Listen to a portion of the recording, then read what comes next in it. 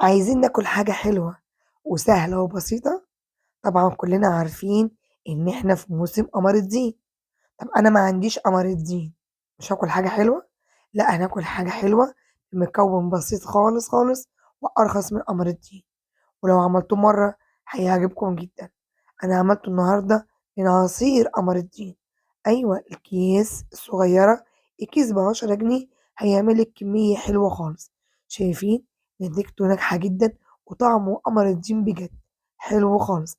كيس قمر الدين مع شوية نشا، عملنا حاجة حلوة سريعة اقتصادية وكمان تنفع صيامي. وعلى فكرة ممكن تقدميه في أي وقت، حاجة حلوة ساقعة وجميلة ولادنا كلّهم بيحبوها يا جماعة. كفاية من بيتنا ومن إيدينا. يالّا بسرعة نطير عشان نعرف مع بعض المقادير. يالّا بينا.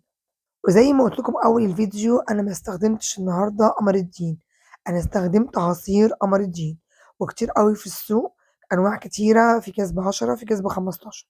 ده الكيس أبو 10 عمل 3 كوبايات تُقال وحلوين، يعني مقداري 3 كوبايات عصير قمر الدين. طبعًا كل كوباية عصير عليها معلقة نشا، هاحط 3 معالق نشا طبعًا منخولين، طبعًا كده على البارد لسه ما ولّعتش النار، وهانزل عليهم 3 معالق سكر.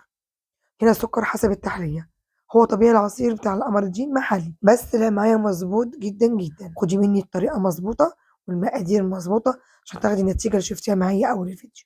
أقلّب كلّه كده على البارد، وهنا أنا ولّعت النار معايا عشان يبدأ يسخن ويتقل معايا بالشكل ده. كده تمام، أنا مش عايزة أكتر من كده، حسيت إن النشا استوى وتقل معايا. هابدأ أطفي عليه وهابدأ أحطه في بولتين. في أسهل من كده؟ تعمليه قبل الفطار بساعتين هتاخدي برضه نتيجة كويسة، هيكون سقع معاكِ وهيكون حلو معاكِ. شايفين ب10 جنيه هنعمل تحلية حلوة خالص، حاجة حلوة وبسيطة. هنبدأ نفضيه في بولات.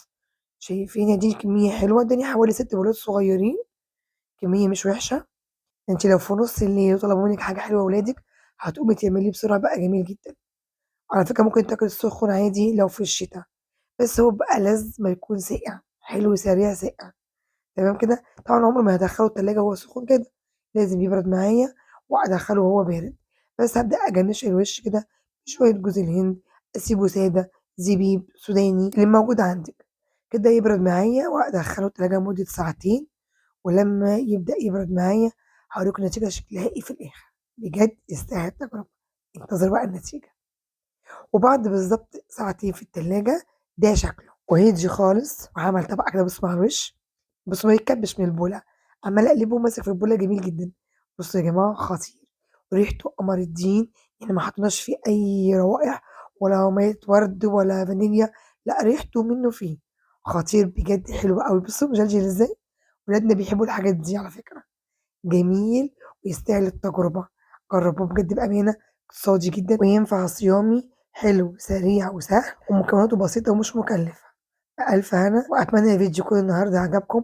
ولو عجبكم اللايك وإعادة نشر، كومنت كده تشجيعي، واكتبي في الكومنت إيه رأيكم في وصفاتي. ولو مش متابعيني تابعوني. كل سنة وكل حاجة طيبين. سلام.